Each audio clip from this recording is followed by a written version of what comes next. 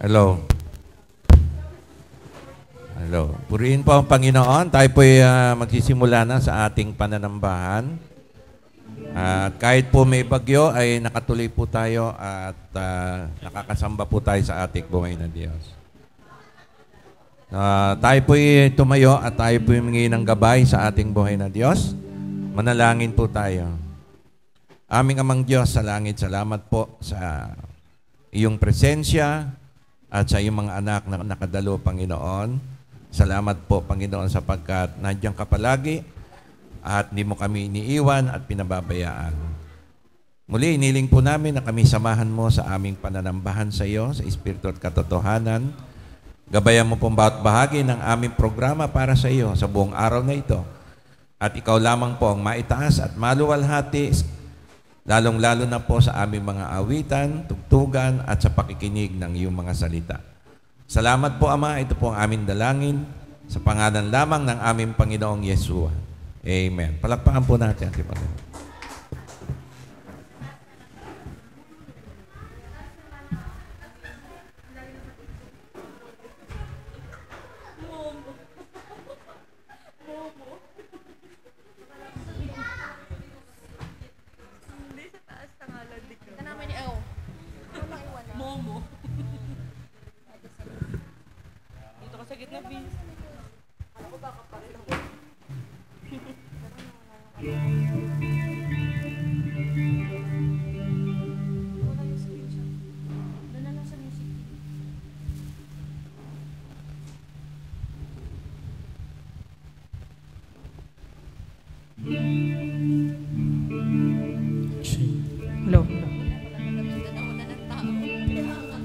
Good morning po. Handa na po ba tayo magpuri sa ating Diyos?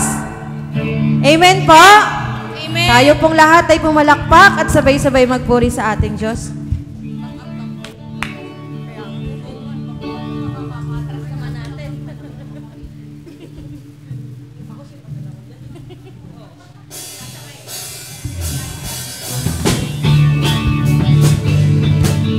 Lord God.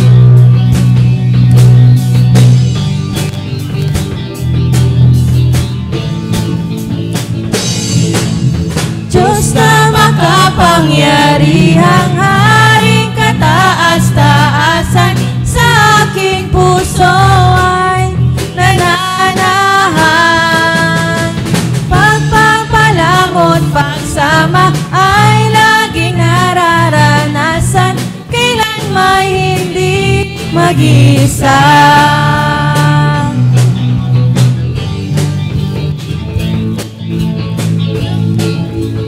Diyos na makapangyarihan, haring kataas-taasan, sa aking puso ay nananahan. Pagpapalamot, pagsama ay laging nararanasan, kailan may hindi mag-isa. Pangako mo sa'kin, hindi ako iiwan. Sa bawat sandali ay laging sasamahan. Banal na Espiritu, hatid ay kalakasan, upang ang lahat ng bagay ay mapagtagumpayan. Diyos na makapangyarihan, haring kataas-taasan, sa aking puso ay nananahan. Pagpapalamot, pagsama ay laging nararanasan, kailan may hindi mag-isa. Pangako mo sa'kin, hindi ako iiwan. Sa bawat sandali ay laging sasamahan. Banal na Espiritu, hatid ay kalakasan, upang ang lahat ng bagay ay mapagtagumpayan. Diyos sa'kin, hindi ako iiwan. Sa bawat aming sasamahan. Banal na Espiritu, hatid ay kalakasan, upang ang lahat ng bagay ay mapagtagumpayan. Diyos na makapangyarihan, Haring kataas-taasan, sa aking puso ay nananahan. Pagpapalamot, pagsama ay laging nararanasan, kailan may hindi mag-isa.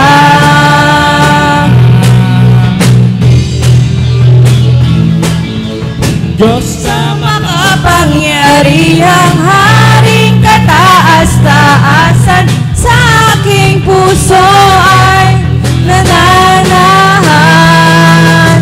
Pagpapalamot, pagsama ay laging nararanasan, kailan may hindi, kailan may hindi, kailan may hindi mag-isa.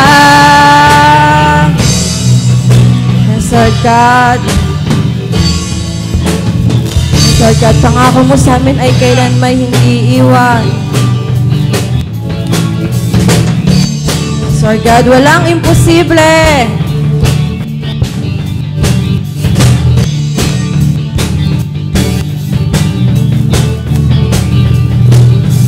Walang imposible sa ating Diyos.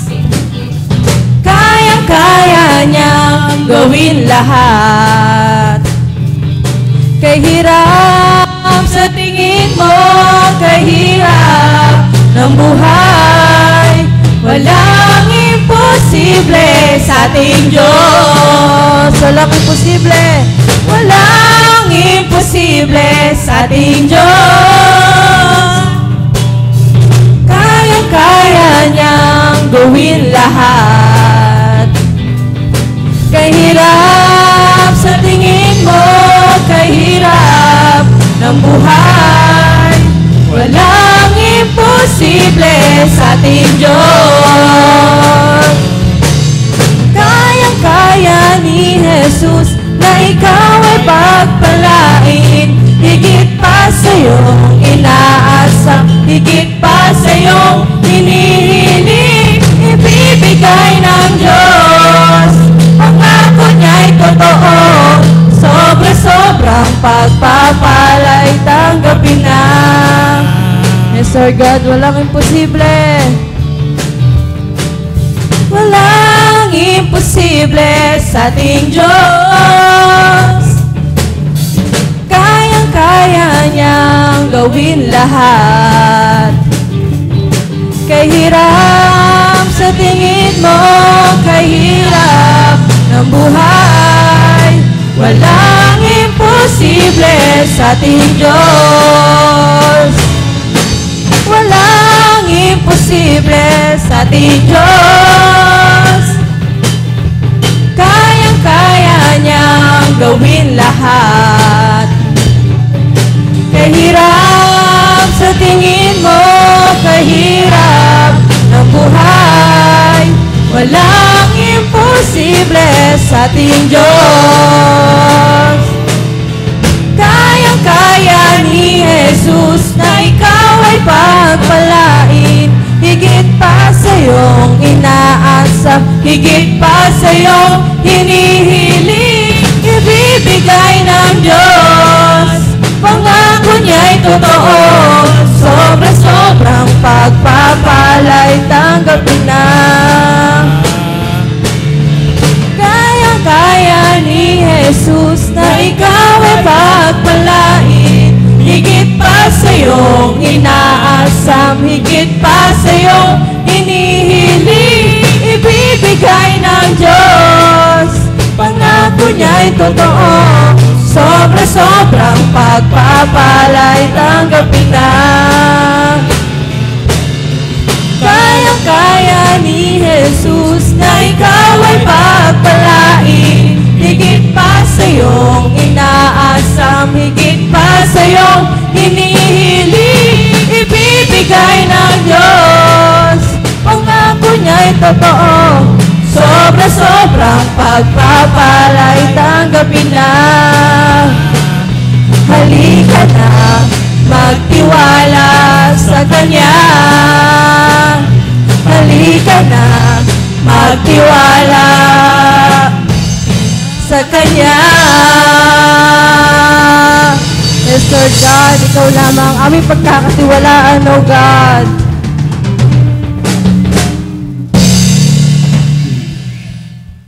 Yes, Lord God.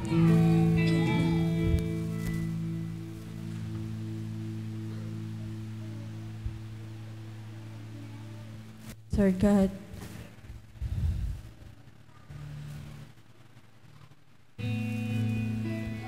Nais namin, Lord God, na Ikaw ay maranasan sa aming buhay, O God.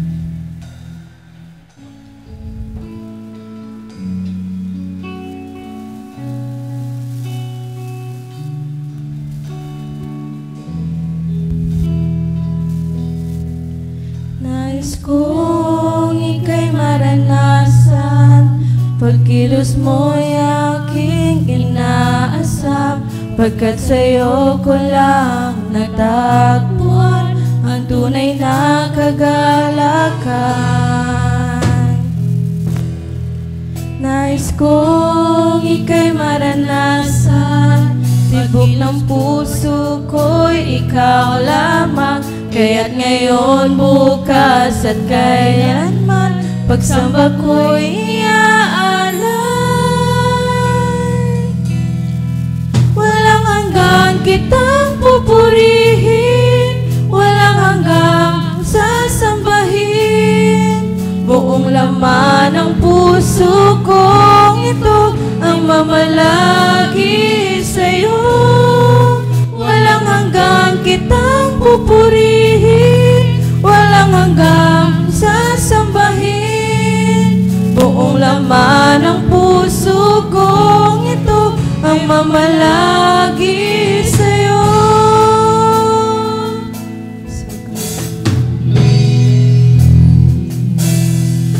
Nais kong Ika'y maranasan, pagkilos mo'y aking inaasam, pagkat sa'yo ko lang natagpuan ang tunay na kagalakan.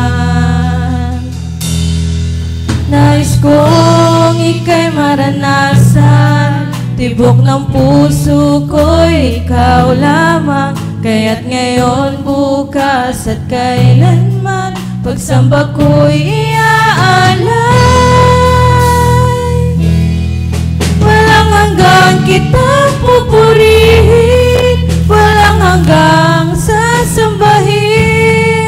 Buong laman ng puso kong ito ay mamalagi sa'yo. Walang hanggang kitang pupurihin, walang hanggang sasambahin. Buong laman ng puso kong ito ay mamalagi sa'yo. Sir God, walang hanggang ka naming sasambahin, O God.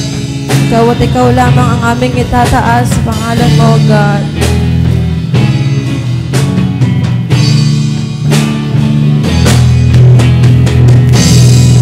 Walang hanggang kitang pupurihin, walang hanggang sasambahin. Buong laman ng puso kong ito ay mamalagi sa'yo. Walang hanggang kitang pupurihin, walang hanggang sasambahin. Buong laman ng puso kong ito ay mamalagi sa'yo. Walang hanggang kitang pupurihin, walang hanggang sasambahin. Buong laman ng puso kong ito ang mamalagi sa'yo. Walang hanggang kitang pupurihin, walang hanggang sasambahin. Buong laman ng puso kong ito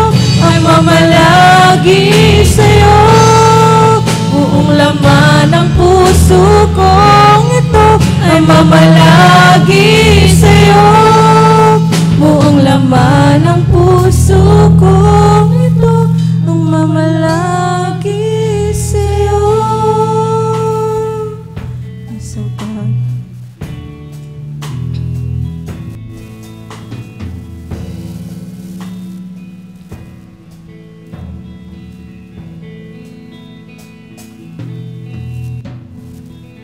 So God, at Panginoon,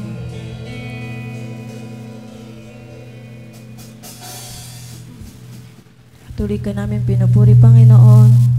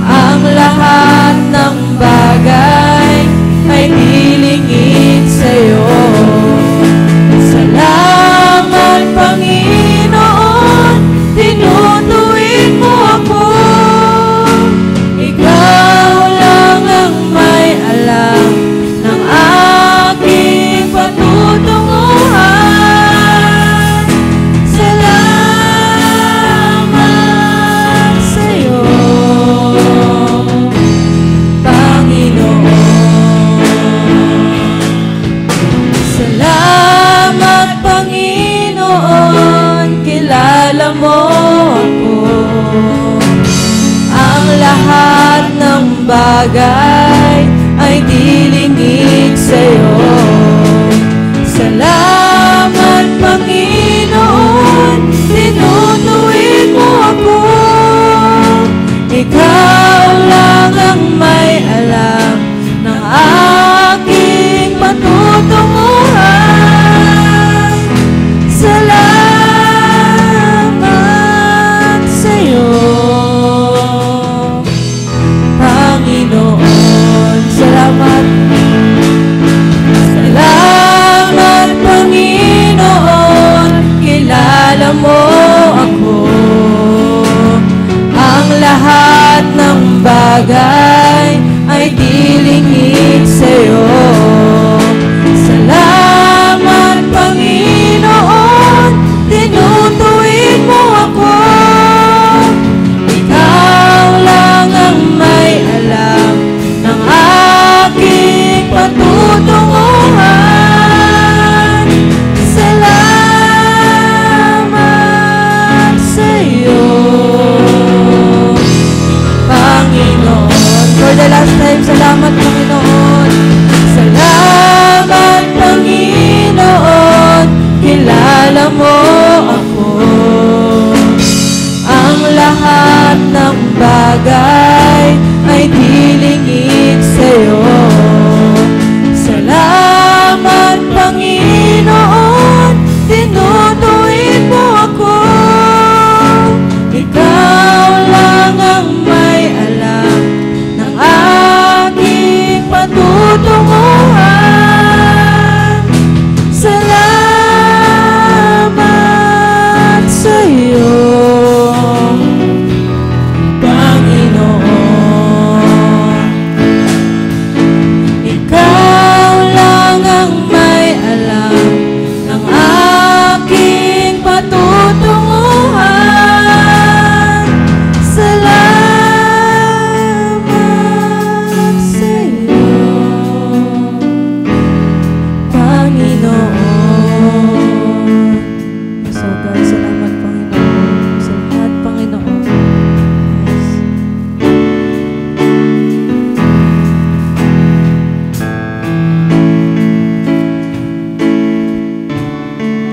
Amen, Lord. Salamat, Panginoon, na kami, O God, ay iyong tinuwid, Panginoong Jesus.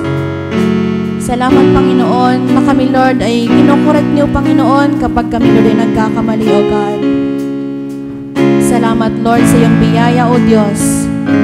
Salamat, Panginoon, sa araw na ito, O God, na muli, Panginoon, tinipon niyo po ang iyong mga anak sa lugar na ito, O God, upang sambahin, purihin, at itaas, Lord God, ang iyong dakilang pangalan, O God.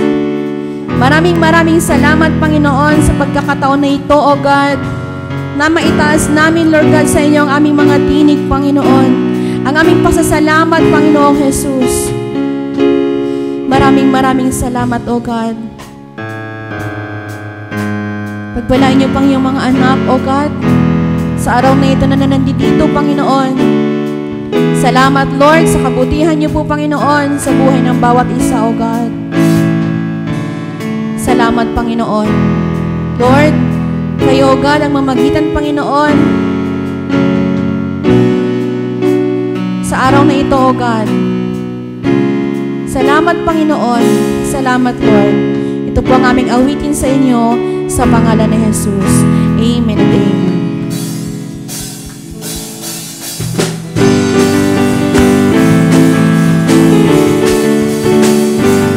Tayo pong lahat ay tumayo, batiin ang bawat isa. Welcome to the family. We're glad that you have come to share your life with us. As we grow in love and pray we always be to you. We're glad that you have come, the family always there to be strong and to lean on.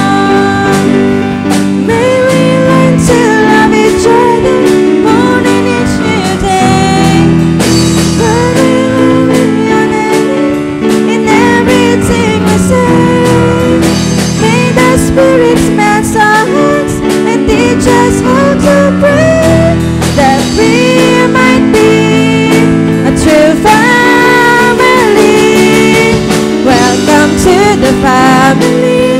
We're glad that you have come to share your life with us. As we grow in love and may we always be true.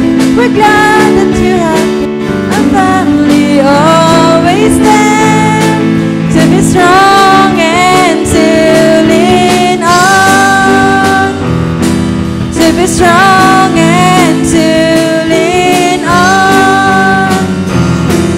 To be strong and to lean on.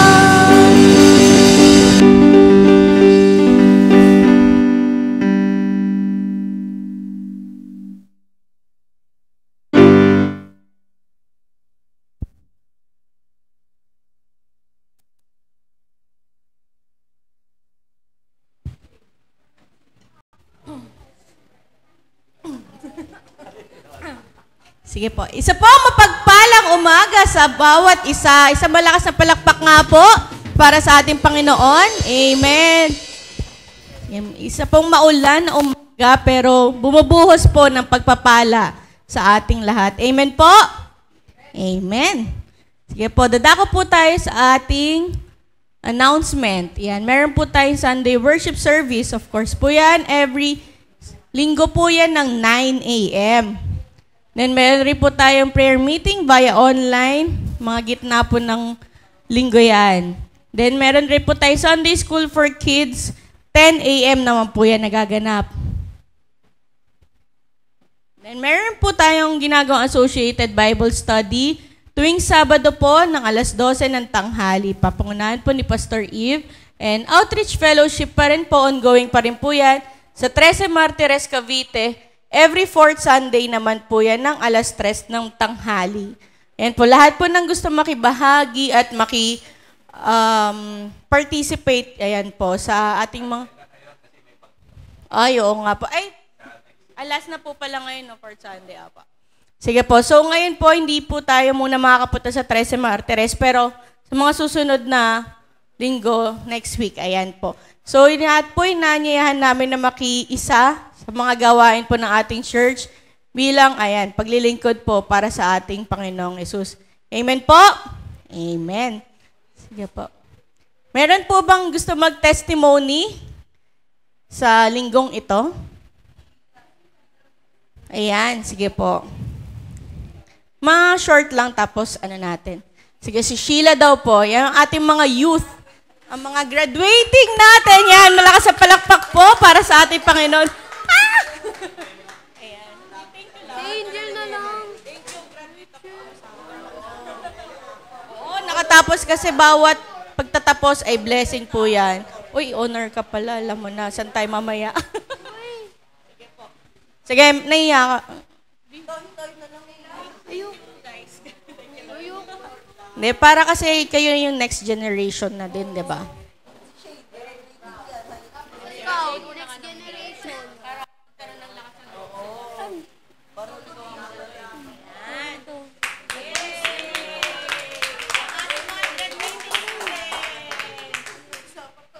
Nagpapasalamat po ako sa Panginoon dahil po graduating na po ako this year, tapos di niya po ako pinabayaan.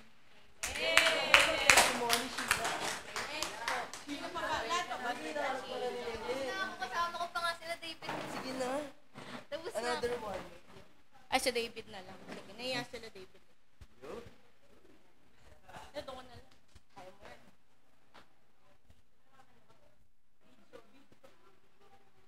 Ayun, nagte-thank you ako kay Lord kasi natapos na rin yung grade 11 na school year po. And umabot din po sa with honors. And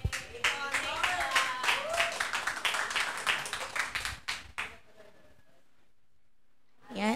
Ay, opo. Pasalamat ako sa Lord at nakaraos din po yung 16th birthday ko. Amen. Ayan, happy birthday po. 16th birthday. 16 po? Okay po. Sige po. Ayan, amen po. Ayan, happy birthday po, Ate Cynthia. And congratulations po sa mga graduating students natin. Ayan po, at tunay nga ang pagpapala ni Lord. And patuloy lang po kayong mag-aral at mag-serve kay Lord. And sa mga with honors, praise God. Amen. Sige po. Wow naman.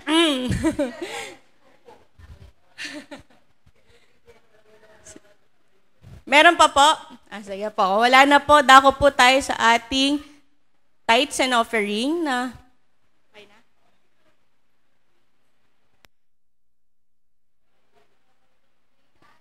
Okay. Sige po. Ang ating tithes and offering po, tinatawagan ko po ang ating butiing kapatid na si Nathan. Palakpakan po natin ang ating Panginoon. Ayan. Ang next generation.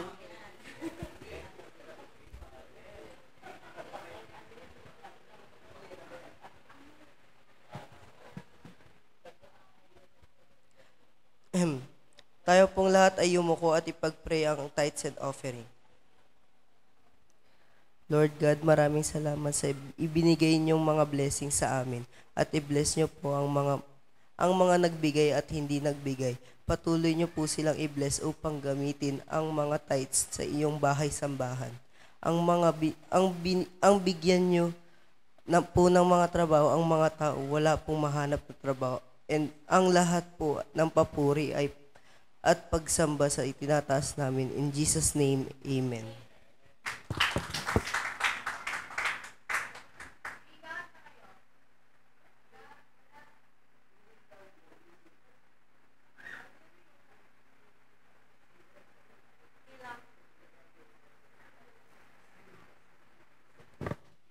Maraming salamat, kapatid. Ayan po, ang para sa ating prayer ng tithes and offering.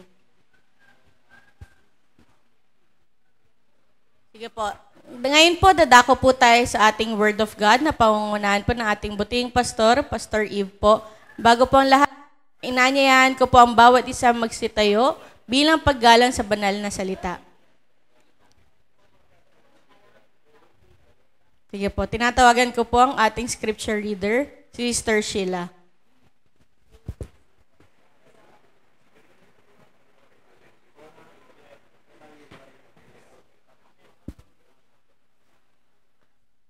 Ang lahat po ay magsitayo at makibukas po sa Awit chapter 12 verse 6 to 7. Ang mga salita ng Panginoon ay mga dalisay na salita, na gaya ng pilak na sinubok sa hurno ng salupa na makapitong dinalisay. Iyong iingatan sila, O Panginoon, iyong pakaingatan sila mula sa lahing ito magpakailanman. Purihin ang Diyos sa pagkabasa ng kanyang banal na salita.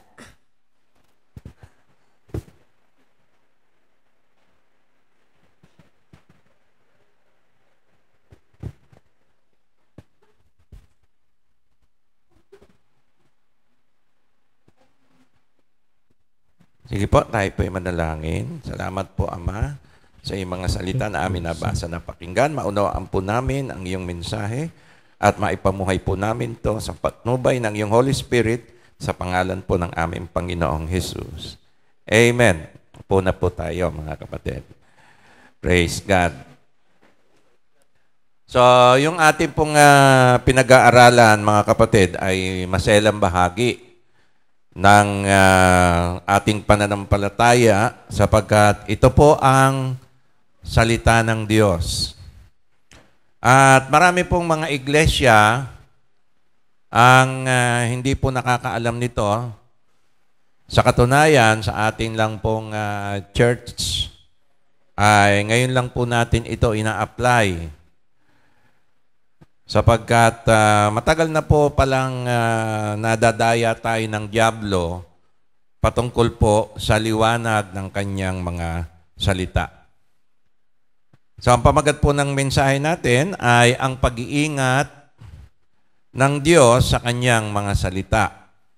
Ang pag-iingat ng Diyos sa kanyang mga salita. Ang layunin po ay upang maunawaan natin na ang Diyos ay tapat sa pag-iingat ng kanyang salita sa lahat ng panahon.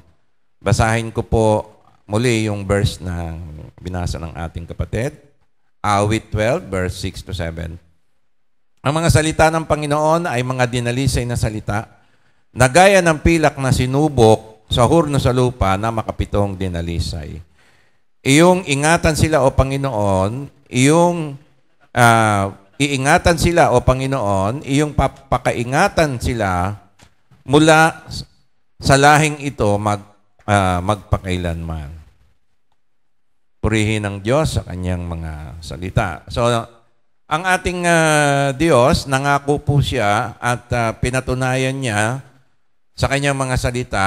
Sinabi po niya na ang kanyang mga salita ay dalisay. Ibig sabihin, ito po ay walang mali at ito po ay kanyang ibinigay sa atin upang tayo po'y lumago sa ating pagkakilala sa Kanya at sa ating pamumuhay bilang mga Kristiyano.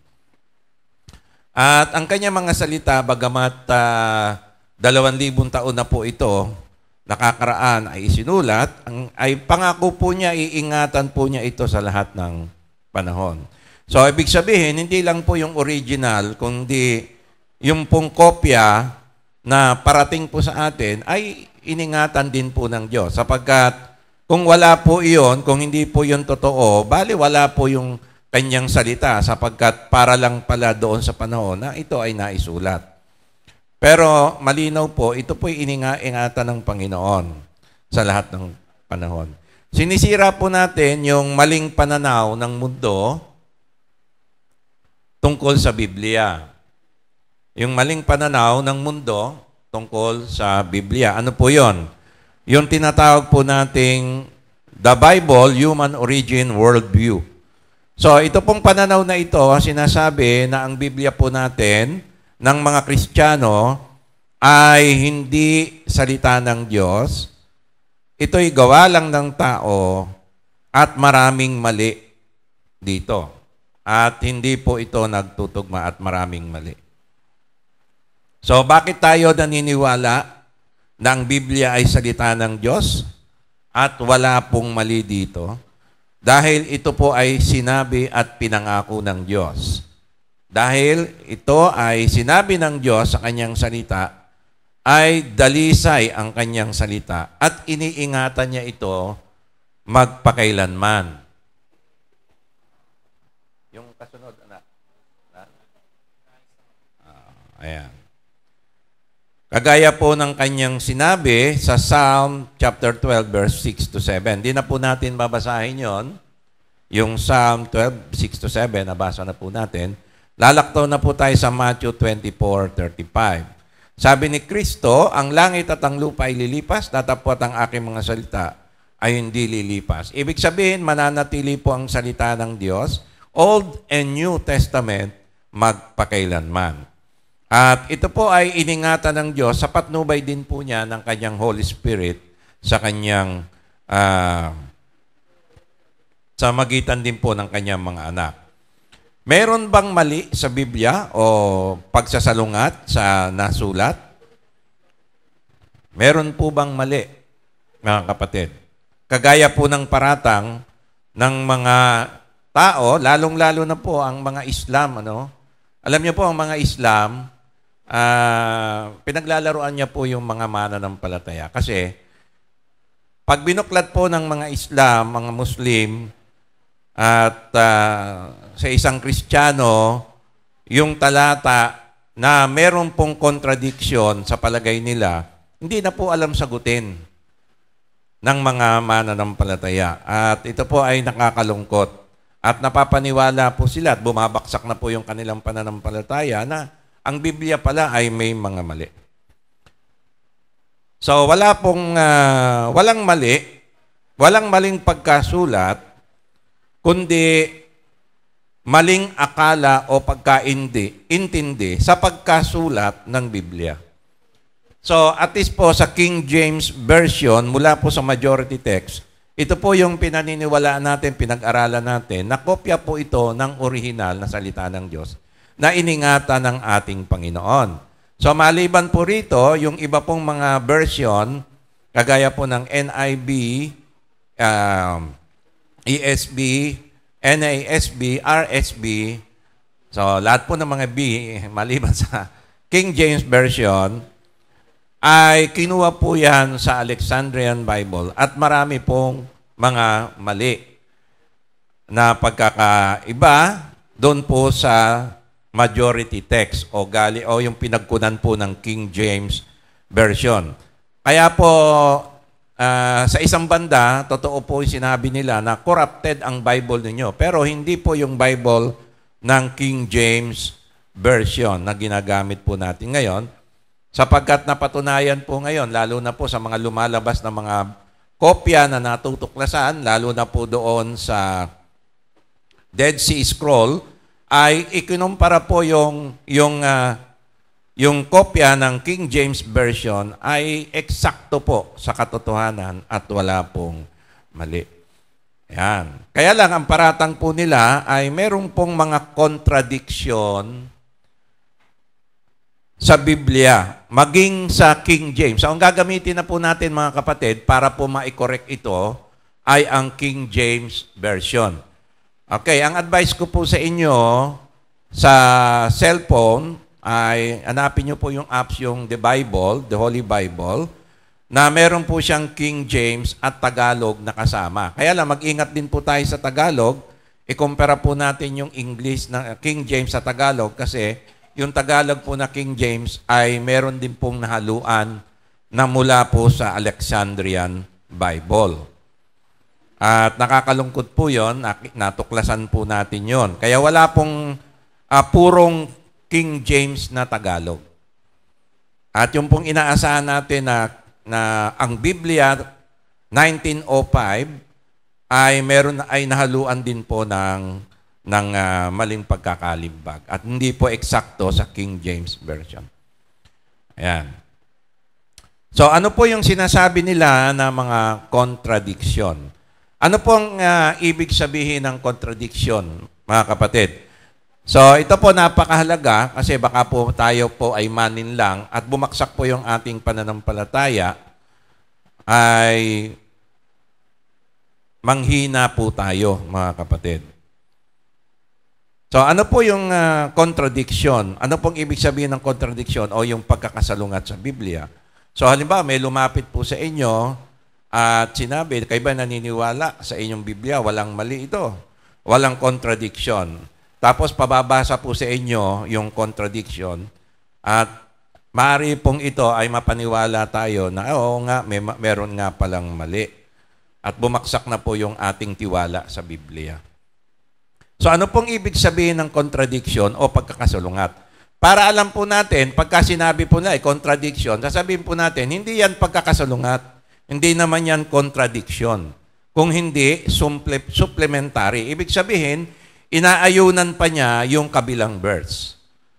Sinasang-ayunan pa niya o sinusuportahan pa niya yung isang verse ng Biblia. So ano pong ibig sabihin ng contradiction? Ito ay kapag ang sinasabi sa dalawang bahagi ng Biblia, ibig sabihin, magkaibang verse po yan, ay salungat sa isa't isa. Magkaiba. So, bibigyan ko po kayo ng halimbawa. Halimbawa lang po ito, no? Halimbawa, sinasabi po ng isang verse, si Jesus ay Diyos. At sa kabilang verse ng Biblia, ay meron nabasa tayo, si Jesus ay hindi Diyos. So, yan po ay contradiction na tinatawag. Kasi iba po yung sinasabi sa magkabilang sipi ng Biblia. Ito ay may contradiction. Subalit, kapag sinabi po sa isang verse, si Jesus ay Diyos, at sa kabila, si Jesus ay tao, wala pong contradiction yon. Bakit? Dahil si Jesus po ay Diyos na totoo, at tao rin po siyang totoo, minus lang po yung sinful nature. Kasi siya po ay nagkatawang tao sa pamamagitan po ng Holy Spirit. So wala pong contradiction yung si Jesus ay Diyos at may nabasa po tayo, si Jesus ay tao, sapagkat parehas naman po na siya ay Diyos na nagkatawang tao. Ngayon, sa Biblia ay may makikita po tayong mga akalang contradiction. So ito po yung ginagamit ng mga Muslim, ginagamit po ng atheist. Sino po yung atheist? Ito po yung mga naniniwalang walang Diyos at hindi po totoo ang ating Biblia, gawa lang ng tao. Ito po ay ginagamit ng mga humanist. Naalala nyo po yung humanist, na i-share ko na po sa inyo yon. Ito po yung mga tao na ang paniniwala po nila ay tayo lang po ang nag-i-exist. Tao lang at ang kalikasan. At ito lang po yung katuwang natin sa buhay at wala na pong iba. Walang Diyos at wala pong iba. Yan po yung mga humanist. Ginagamit po nila itong mga contradiction na ito. At ito rin po yung ginagamit ng mga agnostic. So, sino po yung mga agnostic? So, ito po yung nagsasabi na hindi kami naniniwala sa Diyos, pero kung mapapatunayan mo, baka maniwala kami. So, ibig sabihin, meron silang preservation pa na baka sakali. Yan po, ano? At yung mga tao na nangaasar lang sa mga mananampalataya, sa mga Kristiyano, ginagamit din nila ito. At pag kami nag-share po tayo ng gospel, at ito pong taong to ay meron pong alam tungkol sa contradiction, yung mga akalang contradiction sa Bible, sa kanilang paniwala ay contradiction, ay baka po mapaniwala po tayo. Okay, bago ko po ibigay yung mga contradiction na sinasabi nila, mayroon lang po akong babala, mga kapatid. So, babala, ano po yung warning natin? Maaring subukin ang katatagan ng ating pananampalataya ng mga sumusunod kung totoo nga ang ating Diyos, ang Biblia at si Kristo. So, tandaan po natin ang ating paniniwala nakasentro sa tatlo, di ba? Tungkol sa Diyos, tungkol sa Biblia, at tungkol kay Kristo. Diyan po lamang umiikot sa tatlo na yan. Ha? Sa ating Diyos, at sa Biblia, at si Kristo. At pagka binasa po natin to, ay hindi pa po natin sasagutin yung paliwanag. At ipapakita ko lamang po muna sa inyo yung mga contradiction. At pagkatapos, suriin po natin yung ating pananampalataya kung hindi tayo matitinag. So, naintindihan po ninyo. So, ako po muna ay magiging kunyaring kontra. Papakita ko lang po sa inyo yung mga contradiction. Sa susunod na linggo, papaliwanag po natin na hindi ito contradiction. Okay? Ngayon, sa inyo, baka masagot nyo to sa sarili nyo, yung puzzle. Parang puzzle ito, kapatid. Ha? Okay. Isa-isayin natin. Okay, meron tayong tinatawag na numerical contradiction. Ito yung kalimitang ginagamit, lalo na ng Islam, yung numerical contradiction. Sabihin niya, may mali ang Biblia nyo. Hindi, walang mali yan. May mali. Pero ang gagamitin natin, King James Version. Hindi natin gagamitin yung ibang version. Kasi alam natin, ay nasapian na ng ano yung brad eh. Nasapian na ng Diablo. Yung ibang version. Kasi galing nga yun sa Alexandrian Bible na kulto. Okay, napaliwanag ko na po yun. Ito yung numerical contradiction. Number 1. Ready na po tayo, ha? Baka imbis na tumatag yung faith natin, lalong bumaksak pagkatapos nito. Okay, ready na po. Okay, 2 King 24:8 versus, nilagay ko lang po pero dapat lalagay ko versus, 2 Chronicles 36:9. Sabi po sa 2 King 24:8. Basahin ko po.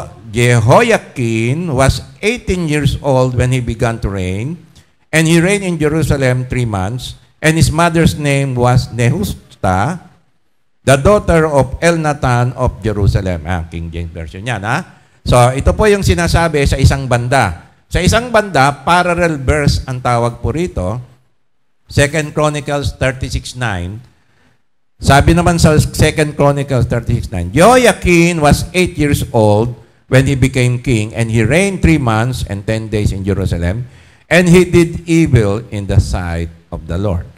Okay, so ano po yung, nakapasok yung New American Standard. Pero ganyan din po sinasabi sa King James Version. Okay, ilang taon naghari si Jehoiakim? Sabi sa 2 Chronicles, 8 years old. Okay. Malinaw po ha? Hello? 8 years old. Okay, balik ka doon, anak, sa 2 King 24:8. Ilan taon? Si Jehoiakim din yan ha? Ilan taon siya? Naghari? Ang sabi diyan ay 18 years old. So, ano ba ang totoo? 18 years old o 8 years old? So, ang sabi po ng ibang mga Kristiyano, pag sinagot po, typo error. Di ba? Imbis na 18, 8. Doon naman sa isa, imbis na 8, dapat 18. Okay, ano ba talaga? 18 o 8? Siyempre, mas malamang na 18, di ba kapatid? Kasi, meron ba namang 8 years old magano? So, typo error yan, typo error. Okay, now, ibig sabihin, may mali ang Biblia kasi typo error. Ano yung typo error yan? Yung original, hindi yan ang sinasabi. Ngayon, ang problema natin, wala sa atin yung original. Kopya na lang ito. So, paano natin malalaman na alin ang tama dyan? Na kung talagang typo error nga. Kasi yan na po yung translation sa atin. Yan na po yung mga naisalin. Old Testament po yan.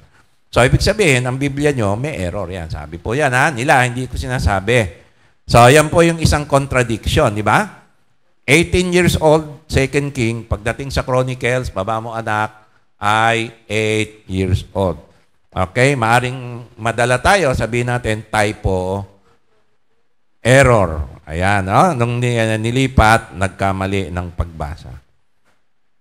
Pangalawang contradiction, di pa po natin sasagutin, mga kapatid. Testingin lang po natin yung faith nyo kung hindi matitinag.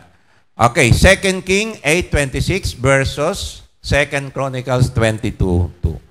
Okay, anong sinasabi sa 2 King 8:26? Ito po yung numerical, Ibig sabihin, numerical contradiction, yung tungkol sa bilang.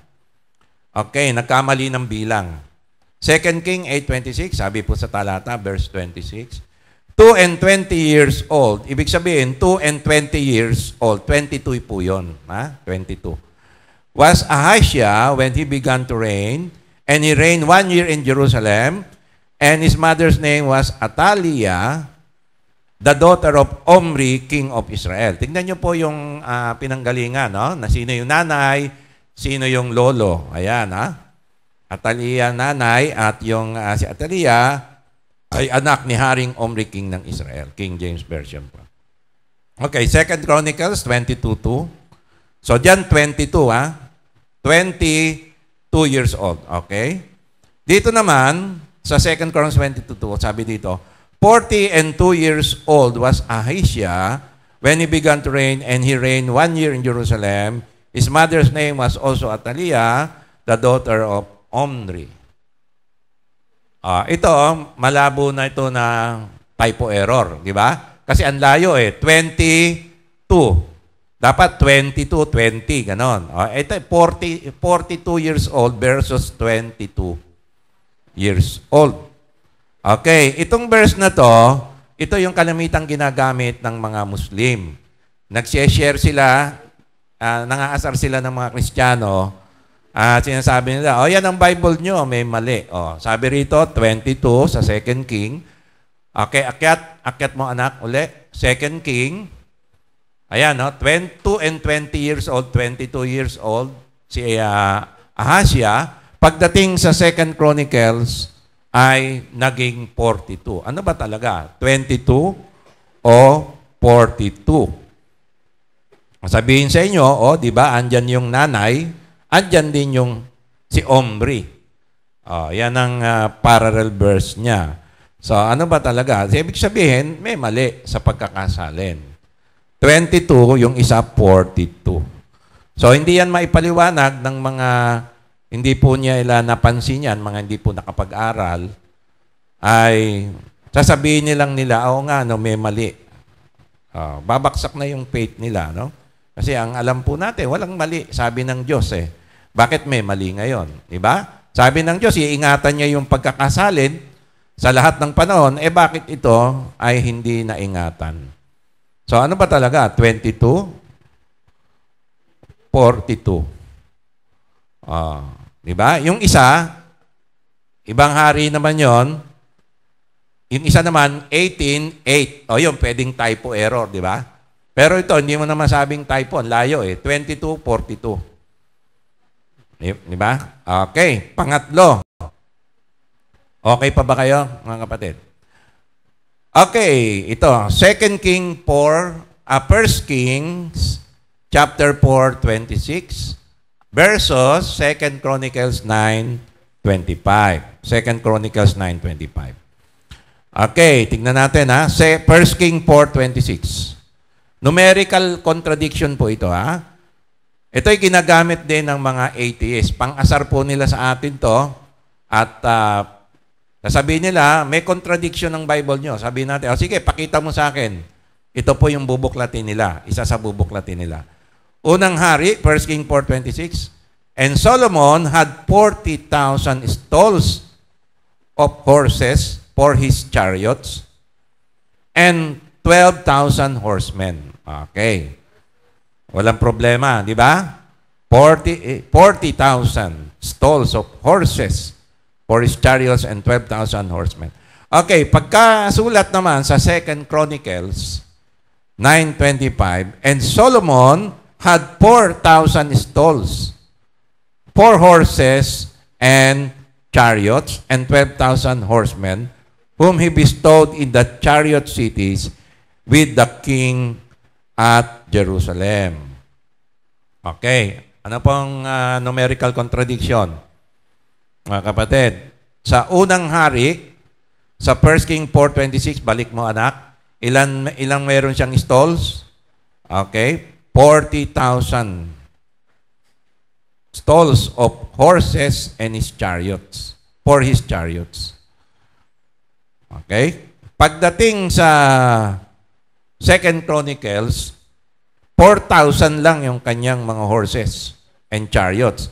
Pero pagdating sa 1 King, 40,000. Ang laki po ng discrepancy, di ba? 4,000, 40,000. Ngayon, pwede natin sabihin, ay ano yan, may 4 parehas di ba? 4,000, nasobrahan lang ng isang zero, 4,000, 40,000, so typo error. So kung typo error yan, may error pa rin. Ngayon, ano ang tunay? Wala tayong original na Ano ang tunay? Kasi yung existing copy natin ng Old Testament na Hebrew, yan din ang sinasabi. Yung Hebrew, yan din ang sinasabi. 40,000, pagdating sa 2 Chronicles, 4,000. So, ano ba ang tama? So, ibig sabihin, may tama ang Biblia nyo, sabihin nila. May error, ang dami, Diba? So, yan po yung pinapakita ginagamit ng mga atheist, Muslim, at mga nangaasar na mga agnostic at mga humanist para asarin po tayo. At wala tayong masagot, di ba? Wala naman tayong masagot anong gagawin natin. So, hindi ko pa po ito papaliwanag kung ano yung sagot dito next Sunday na po. Testing lang muna ng faith natin, Okay, number 4. 1 Kings 7:23-26, versus 2 Chronicles 4, verse 2-5. So sabi po sa 1 Kings 7:23-26, okay, and he made a molten sea 10 cubits from the one brim to the other. It was round all about, and his height was 5 cubits, and a line of 30 cubits did compass it round about. Okay, para lang mapadali, gumawa siya ng swimming pool. Paliguan, swimming pool. Okay? Kaya lang swimming pool niya, hindi kwadrado, di ba? Bilog Round, bilog. Nakita na ba kayong bilog na meron, di ba? May mga bilog na swimming pool. Okay, verse 26. And it was 100 thick, and the brim thereof was wrought like the brim of a cup. Okay, parang yung baso, tasa ng kape, di ba? Kape, bilog, And with flowers of lilies, ba? May mga bulaklak, di ba? Galing nga, maliligo ka, may mga flowers, di ba? Okay, it contained, sabi diyan sa 1 King 7:23-26, it contains 2,000 baths. Okay, pag maliligo ka, isang ligo, ilang konsumo ng tubig? Yun. 2,000 ba? Halimbawa, ang isang ligo mo, makonsumo ka ng 2 galon tubig. So, isang bat, 2 galon tubig. So, ang laman niya, sabi diyan, 2,000 bats. Okay, basahin naman natin sa 2 Chronicles 4, 2-5. Also, he made a molten sea of 10 cubits from the brim to brim, round in compass, and 5 cubits the height thereof, and a line of 30 cubits did compass it round. So, may sukat pa about. Verse 5. And the thickness of it was 100, and the brim of it like the work of the brim of a cup, with flowers of lilies, and it held, ilan? 3,000 bats. Okay. Ano ba talaga ang totoo? 2,000, sabi na ang laman, 2,000 bats, or 3,000. So, pag maliligo ka, yung sukat ng tubig na ginagaan po, pag maliligo ka, yun yung isang bat. Halimbawa, isang ligo mo, 2 balding tubig, yun ang isang bat. Sabi dun sa 1 King, 2,000 ang bats. Ganun ang laman ng tubig. Dito naman ay 3,000 bats. So, ano ba talaga? 2,000? O, ito, hindi na ito typo error siguro. Medyo... Pagka nakasagupa po tayo ng ganito, hindi po natin alam paano sasagutin. So ito po yung sasagutin natin sa susunod, yung tamang paliwanag po rito. So tinitiyak ko po sa inyo, walang mali po ang Biblia, kaya lang paano mo sasagutin ito pag ito po ang ating nabasa. Okay, meron po tayong story or historical doctrinal contradiction. So ito naman po ay mga contradiction sa istorya. Hindi na po ito numerical. Bagamat pwedeng haluan ng numerical. Ito po ay pangyayari. At ito rin po ay ginagamit. Actually, yung isa rito, nakasagupa ako, matagal na, hindi ko pa alam ang sagot noon. Ngayon, dahil dito, ayaw niya nang maniwala sa Biblia, dahil sa isip niya, may mali ang Biblia. Acts 9:7, Acts 22:9. Story contradiction ni Luke at ni Paul. Okay, Acts 9:7, testingin nyo yung faith nyo, ha? Sabi ni Luke sa kanyang pagkikwento sa pangyayari nung si Paul ay on the road to Damascus, di ba? Hinarang siya ng Panginoon dahil huhulihin niya yung mga mananampalataya. Pine-persecute ni Paul, Saul pa yung pangalan niya. And then, nagpakita sa kanya ang Panginoon at kinausap siya, bakit mo ako pine-persecute? Di ba? Naalala niyo yon? Sabi ni Paul, sino ka? Ako, si Kristo. Di ba? Na taga Nazaret. Ayan. So, alam niya, yun yung napako sa krus. Ayan. So, sabi po ni Luke sa Acts 9:7, ito yung kwento niya. And the man which journeyed with him stood speechless, hearing a voice, kasi may mga kasama siyang mga sundalo, di ba? May mga tauhan siya. Hearing a voice, but seeing no man. So, nakarinig sila ng boses, pero wala silang nakitang tao. Okay. Nung si Paul, nagpapatotoo siya sa mga tao ng kanyang testimony sa Acts 22:9, ito naman ang sabi ni Paul. And they that were with me, sabi niya, meron akong mga witness na kasama, sabi niya, saw indeed the light and were afraid. Nakita nila yung liwanag at natakot sila, but they heard not the voice of him that spake to me. So, kung titignan nyo, ano ba yung contradiction dyan? Sabi ni Luke, nakarinig sila ng boses, wala silang nakitang tao. Sabi ni Paul, nakakita sila ng liwanag at hindi nila narinig yung boses na nagsalita sa akin. So, sabi ni Luke, may narinig silang boses. Sabi ni Paul, hindi nila narinig yung boses. Sabi naman ni Luke sa Acts 9, yung kasama niya ay walang nakitang tao. Pero dito, sabi niya, may nakita silang liwanag.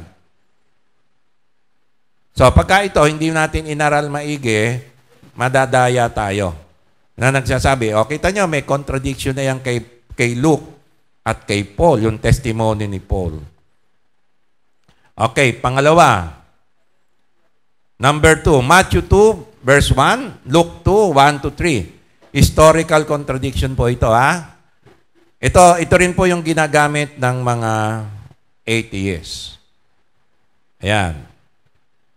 Ito, medyo kailangan po natin ng intelligence dito. Konti. Matthew 2 verse 1. Now, when Jesus was born in Bethlehem of Judea in the days of Herod the king, behold, there came wise men from the east of Jerusalem. Okay. Kailan po pinanganak si Jesus? Sa Jerusalem? Doon po sa Bethlehem, malapit sa Jerusalem, ay panahon ni Haring Herodes. Alam po natin lahat yun, di ba? Si Herod ang hari. Ayan. Pagdating po sa Luke chapter 2, verse 1 to 3, ayon kay Lucas, bakit sila nagpunta roon sa Bethlehem, doon sa bayan ng kanilang ninuno, ay sabi din ni Luke, and it came to pass in those days that there went out a decree from Caesar Augustus that all the world should be taxed. At para mangyari ito, kailangan magparehistro sila doon sa kanilang lugar ng kanilang ninuno. Sabi sa verse 2, and this taxing was first made when Cyrenius was governor of Syria. Pagkatapos po noon, sabi sa verse 3, and all went to be taxed, everyone into his own city. Okay, ano po ang contradiction? Yung verse 2. Yan, tignan nyo po yung verse 2. And this taxing was first made when Cyrenius was governor of Syria. Ngayon, ang sabi nila ganito, nung panahon ni Haring Herodes, ito po nasa history ng Romano. Sa history po ng Romano, totoo pong merong Haring Herodes, totoong merong Caesar Augustus, totoong merong Cyrenius. Tama ang Biblia. Ang Biblia, historical. Tama. Kaya lang, ito ang problema. Nung panahon na si Cyrenius ang gobyerno ng Syria, patay na si Haring Herodes. So, nagkaroon po tayo ng tinatawag na historical contradiction, yung verse 2. So, papaano panahon ni Haring Herodes? So, ang tanong, kailan ba talaga pinanganak si Jesus? Panahon ni Haring Herodes? O 6 years after, namatay na si Herodes, yung anak na yung pumalit, si Cyrenius na yung governor ng Syria, doon ba pinanganak si Jesus? Kailan ba talaga? 6 years before or 6 years after? 6 years before Cyrenius o 6 years after 6 years before Cyrenius o 6 years after Herod? Ayan. So, yan po yung contradiction na tinatawag nila. So, ito po hindi typo error. So, sinasabi nila, isa nagkamali rito. Si Matthew o si Luke ang nagkamali. O maaring si Luke ang nagkamali dito. Yan ang sabi niya. Ibig sabihin, may mali ang Biblia. Okay? So, paano po natin sasagutin yan? Okay, pangatlong contradiction, ito po medyo doctrinal. Alam nyo, pag doctrinal, madaling sagot kasi doctrine yan eh. Pwede mong lusutan yan. Diba? Kaya lang, kailangan tama rin yung paliwanag.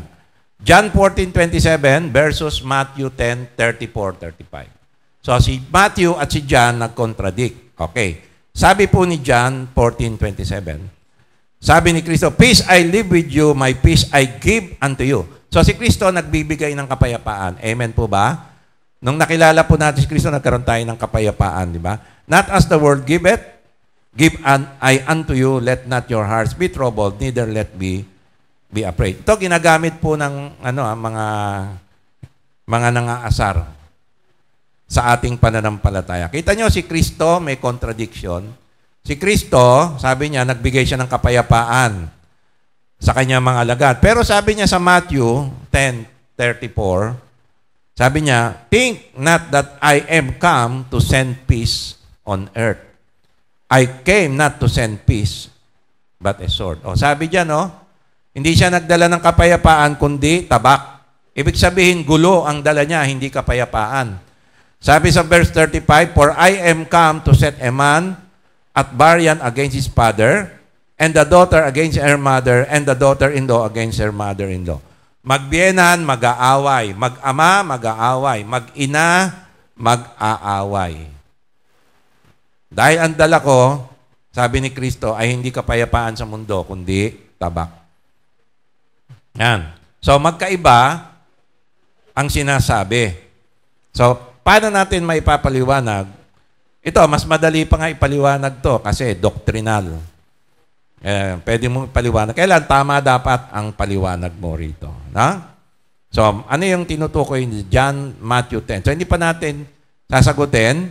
So, ito po yung isa sa mga major na contradiction na pwede nilang sabihin sa atin na baka hindi po natin alam sagutin ito.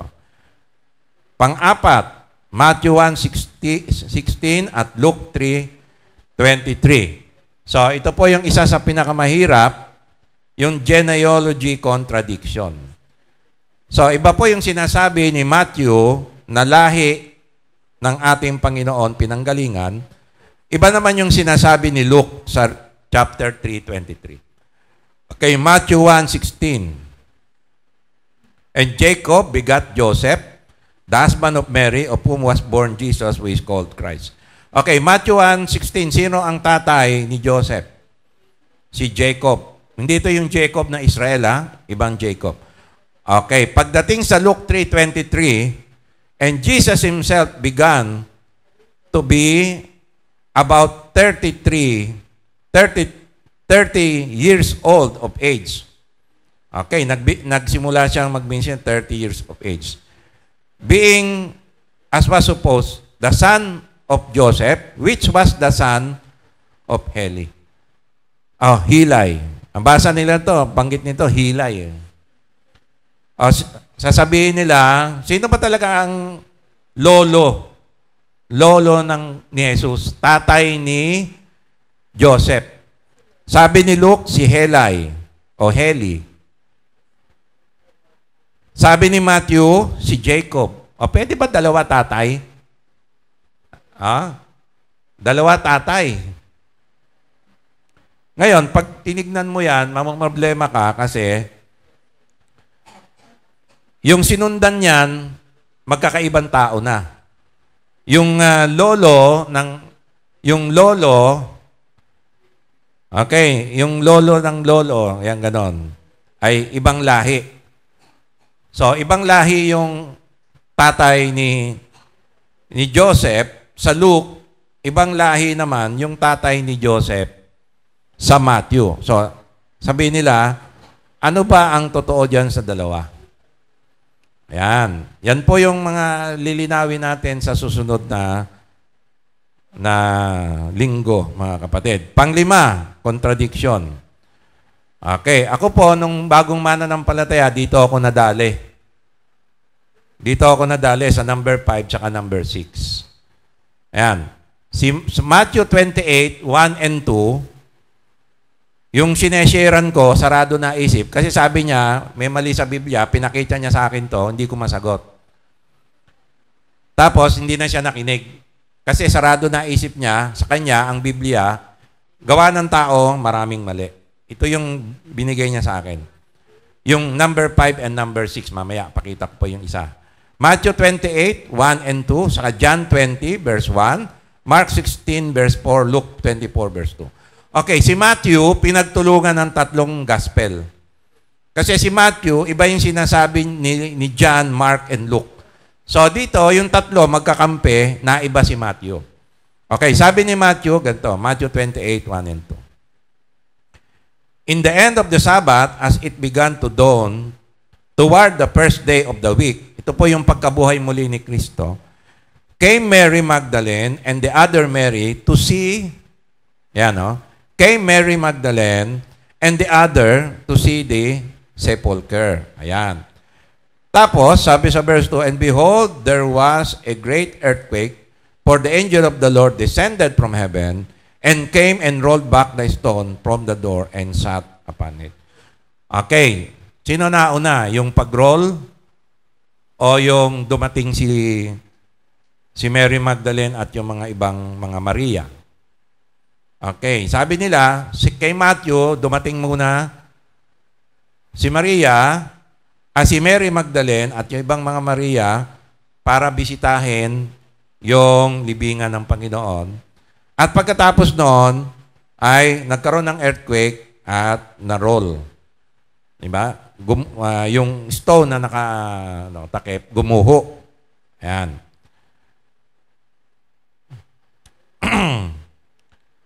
Sa John chapter 20, verse 1, the first day of the week cometh Mary Magdalene early, when it was yet dark, unto the sepulchre, and seen the stone taken away from the sepulchre. So ito, baliktad. Ibig sabihin, si Maria dumating, nung dumating siya, hindi niya alam nangyari, bukas na. Bukas na yung stone. Doon kay Matthew, bubuksan pa lang. Dumating siya, tapos nagkaroon earthquake. Oh. Ito, nung dumating siya, bukas na. Okay. Mark 16:4, and when they looked, they saw that the stone was rolled away, for it was very great. Ito, nung dumating sila, bukas na. Yung isa, bubuksan pa lang kay Matthew. So, Luke 24, verse 2, and they found the stone rolled away from the sepulchre. So, nung dumating sila, bukas na. Kay Matthew, bubuksan pa lang. So, ano ba ang tama? Kailan ba talaga sila dumating? Bago, buksan, o pagkatapos, buksan? Okay, number 6, contradiction. Story contradiction to. Matthew 28, 5-6, Mark 16, verse 5, Luke 24, 23, John 20, 12. Ito, dalawa laban sa dalawa. Si Matthew, Mark, magkakampi. Si Luke at John, magkakampi. Okay, ano yung sabi ni Matthew 28 at ni Mark? Matthew 28, 5-6, ganito. And the angel answered and said unto the woman, fear not ye, for I know that you seek Jesus which was crucified. So ito yung ginamit sa akin nung sinesharean ko. At hindi na siya naniwala sa Diyos. Sabi niya, sa Matthew 28, ilan ang anghel? The angel answered and said, isa lang. Diba? Sabi sa verse 6, he is not here, for he is risen. And he said, as he said, come see the place where the Lord lay. Okay, sa Mark, sabi ni Mark 16:5, and entering into the sepulchre, they saw a young man sitting on the right side, clothed in a long white garment, and they were frightened.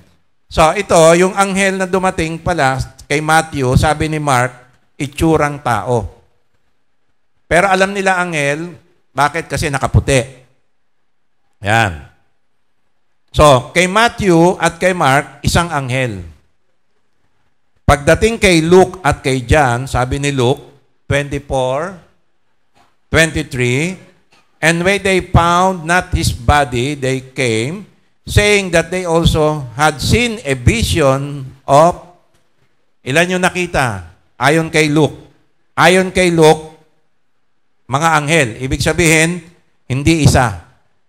Angels which said that he was alive. Okay. Ilan yung anghel na sinasabi ni Luke? Sabi lang ni Luke, may mga anghel na nakita. Sila. Ilan yung anghel? Sabi ni John 20, verse 12-13, and seen two angels. Ilan yung mga anghel? Ayon kay John, 2 anghel. So, ito yung sinabi sa akin ng kaibigan ko, na sinesharean ko. Sabi sa Luke and John, 2 anghel. Sabi kay Matthew at Mark, isang anghel lang. Isa lang yung nabanggit na anghel. So, ano ba talaga? Isa o dalawa? So, magkakasalungat. Binala. Okay. Panghuli na. Pangpito, ito yung matindi, mga kapatid. Genesis 1 at Genesis 2, story contradiction. Sabi sa Genesis 1, 12-13, ito yung pagkakasunod ng creation in 6 days. And the earth brought forth grass and herbs yielding seed, after his kind, and the tree yielding fruit, whose seed was in itself after this kind, and God saw that it was good. And the evening and the morning were the third day. Okay, sa ikatlong araw, ano ang ginawa ng Diyos? Diba? Gumawa siya ng mga bungang kahoy, mga prutas, diba? Mga puno sa ikatlong araw. Ayon sa Genesis 1:22-23, laktaw tayo sa 4th day. Yung 4th day, mga bituin ang ginawa niya, araw, buwan, bituin. Sa ikalimang araw, and God blessed them, saying, be fruitful and multiply, and fill the water in the sea, and let fowl multiply in the earth. And the evening and the morning were the 5th day. Okay, sa ikalimang araw, anong ginawa ng Diyos? Yung mga tubig, ay yung mga hayop sa tubig. Ayan. At ginawa rin niya, and let the fowl multiply in the earth. So, sa ikalimang araw, ginawa ng Diyos ang mga hayop sa dagat, mga isda, at yung mga lumilipad, mga ibon. Okay? Genesis 1:22-23. And then, on the 6th day, ang ginawa ng Diyos, Genesis 1:30-31, to every beast of the earth, and to every fowl of the air, and to every thing that creep upon the earth, whereas there is life, I have given them herbs, given herb for meat, and it was so. God saw everything that He had made, and behold, it was very good, and the evening and the morning were the 6th day. Okay, alam natin, sa ika-6 na araw, anong ginawa niya? Yung mga hayop sa lupa, at ang pinakahuli ay yung ginawa niya, ang tao, si Adan, si Eva, on the 6th day. Tapos na ang creation. Ang huling ginawa niya ay ang tao. Si Adan muna, tapos Eva. Okay, pagdating sa Genesis chapter 2, verse 6, iba yung makikita nating istorya. But there went up a mist from the earth and watered the whole face of the ground. Verse 7, and the Lord God formed man of the dust of the ground and breathed into his nose the breath of life, and man became a living soul. So, sino muna ang ginawa niya? Si Adan. In relation to birds, animals. In relation to birds, animals, and tree, and fruits. Okay? And the Lord formed man. So, si Adan to, di ba? Wala pa si Eva. Pagdating sa verse 8, and the Lord God planted a garden eastward in Eden, and there He put the man whom He had formed. Okay. Pagkatapos ni Adan, anong ginawa ng Diyos? Yung garden. Okay. Sa garden, anong ginawa niya sa verse 9? Okay. And out of the ground made the Lord God to grow every tree that is pleasant to the sight and good for food, the tree of life also in the midst of the garden, and the tree of knowledge of good and evil. So, ang ginawa niya, bungang kahoy, mga puno, di ba? Mga prutas. Sino nauna? Si Adan. Sumunod, mga prutas, mga puno. Samantalang sa Genesis chapter 1, ginawa niya yung mga puno, mga prutas, 3rd day. Ika-6th day pa si Adan. Pero dito, nauna si Adan, tapos ginawa niya yung mga halaman. Di ba? Mga puno. Okay, laktaw tayo sa Genesis 2:15-23. And the Lord God took the man and put him into the Garden of Eden to dress it and to keep it. Para alagaan niya yung garden. Ano? Now, but of the tree of the knowledge of good and evil, thou shalt not eat of it, for the day of thou eatest it, therefore thou shalt surely die. Binigyan ng instruction, lahat pwede mong kainin yan, ha? Pero wag lang yung bunga ng pagkaalam ng mabuti masama. Sa araw na kainin mo yun, mamatay ka. Wala pa si Eva, si Adan, at si Adan, muna, then, nilikha niya yung mga bungang kahoy, mga puno, doon sa Eden.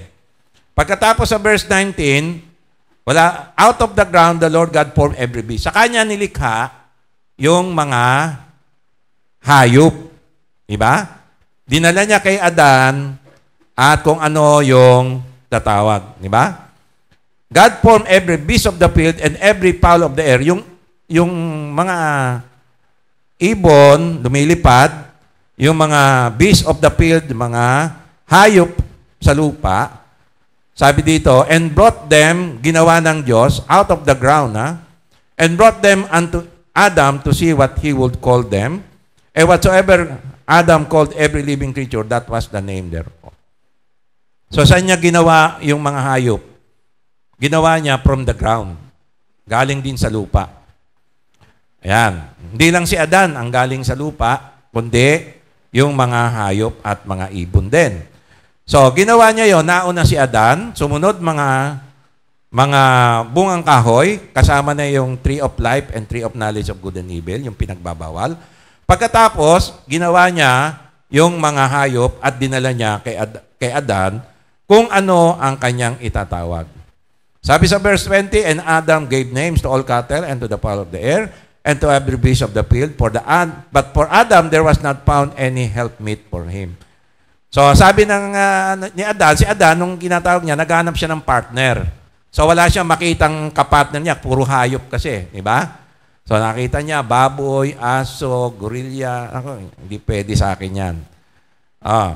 Sabi sa verse 21, and the Lord God caused a deep sleep to fall upon Adam, and he slept, and he took off his ribs and closed up the flesh instead thereof. Pinoperahan ng Diyos si Adan, pinatulog niya, kinuha niya isang ribs, and ginawang tao at naghilom na yung sugat. Verse 22, and the rib which the Lord God had taken from man, made he a woman, and brought her unto the man. And Adam said, this is now bone of my bone and flesh of my flesh. He shall be called woman because she was taken out of man. Ang pinakahuling ginawa, si Eva. So, pagitan ni Adan at ni Eva, ginawa yung garden, ginawa yung mga puno, ginawa yung mga ibon at mga hayop, panghuli, si Eva. So, ano ba ang totoong pangyayari? Paano nilikha ng Diyos ang, sabihin na lang natin, yung lupa, yung mga hayop. Kasi naiba yung sequence ng creation pagdating sa Genesis chapter 2. Hello, nandiyan pa ba? Nakasunod ba? Okay, paliliwanag po natin sa susunod na link kasi mahaba ito. Okay, ang purpose ko lang po ay subukin ang inyong pananampalataya. Sa pagbubulay natin, ang pag-aakalang pagsasalungat na ito o contradiction ay nagpapatunay ba na hindi totoo ang Diyos at si Kristo na anak niya na tagapagligtas? So ano po ba ang inyong damdamin, mga kapatid? Itong mga contradiction na ito, sapat ba para magduda kayo na ang salita ng Diyos ay totoo? Ang Diyos ay totoo sa kanyang pangako. Tunay ang Diyos natin at hindi ang Diyos ng mga Hindu, hindi ang Diyos ng Islam, kundi ang Diyos natin ay ang tunay na Diyos na may likha ng langit at lupa, ang Diyos ng Biblia. So, ito ba ay mga contradiction na ito, nagpapatunay ba ito na hindi totoo ang ating Diyos, hindi totoo si Kristo, at na anak ng Diyos at tagapagligtas at ang Biblia? So, tandaan po natin, mga kapatid, ang katibayan ng ating pananampalataya na totoo ay ang pagkabuhay muli ni Kristo. 1 Corinthians 15:14. Hindi po dapat matinag yung ating pananampalataya dahil lang sa mga kontradiksyon. Isipin na lang natin, merong paliwanag yan. Meron po sa Sunday na. 1 Corinthians 15, verse 14. Dito po tayo magwawakas. Sabi dito, and if Christ not be risen, then is our preaching vain, and your faith is also vain. Kailan po ang ating pananampalataya, mga kapatid, ay babaksak? Kapag napatunayan nila si Kristo ay hindi nabuhay muli. Pagka nahukay nila yung bangkay ni Kristo, tepok na tayo. Wala na. Pag nakita nila yung bangkay niya, intact yung kalansay, yung tama ng tinik sa ulo, yung pagkapako sa kamay, pagkatusok sa dibdib, tsaka kung nandun pa, matetrace pa, sasabihin nila, ito ang katawan ni Kristo, hindi nabuhay muli, nakalibing pa rin, disgrasya na po yung ating pananampalataya. Yan po ang sabi ng Biblia. If Christ not be risen, then is our preaching vain, and your faith is also vain. So, bale tayo naniniwala hanggang ngayon, di nila natagpuan yung bangkay, Dahil si Kristo ay muling nabuhay. At si Kristo nasa history po yan. Jesus of Nazareth is in the history. Nasa history na po yan. Kaya hindi na po pwede sabihin nila, alamat lang si Jesus. Ang pinag-uusapan na lang ay kung si Jesus ba ay nabuhay muli. Nabuhay siyang muli kasi wala yung bangkay niya. Na-preserve po sa Israel, sa Jerusalem, yung pinaglibingan niya. Nandun po yun, naka-preserve. Wala pong bangkay. Amen po ba? Yun po yung saliga ng ating pananampalataya. Palakpakan po natin ang ating buhay na Diyos. Okay. Sa Sunday po, wag po kayong mawala at papaliwanag po natin. Para pag nakasagupa po kayo ng mga pilosopo, alam po ninyo kung paano sasagutin. Manalangin po tayo. Salamat po, Ama, sa yung mga salita. Kahit po maraming lumalabas na contradiction, hindi po natitinag ang aming pananampalataya sapagat alam po namin ito ay mga maling contradiction, Panginoon. At lumingin kami ng gabay sa iyo na maunawaan po namin yung tamang paliwanag upang maipagtanggol po namin ang iyong mga salita at ang iyong ebanghelyo. At salamat, Panginoon, sa gabay mo sa bawat isa sa amin sa pangalan namang ng aming Panginoong Jesucristo. Amen. Palakpakan po natin ang ating buhay na Diyos. At tayo po'y magtatapos sa ating doxology.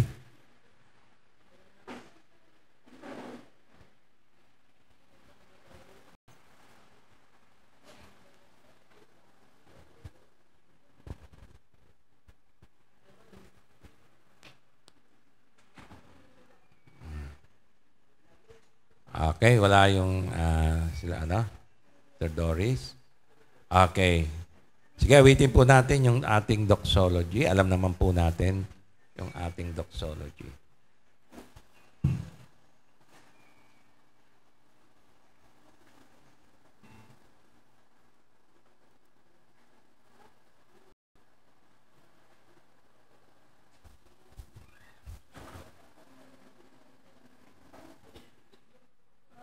Yung kopya po nito, ipapadala ko po sa ating Living Word para baka matuklasan nyo po yung solusyon doon sa mga contradiction.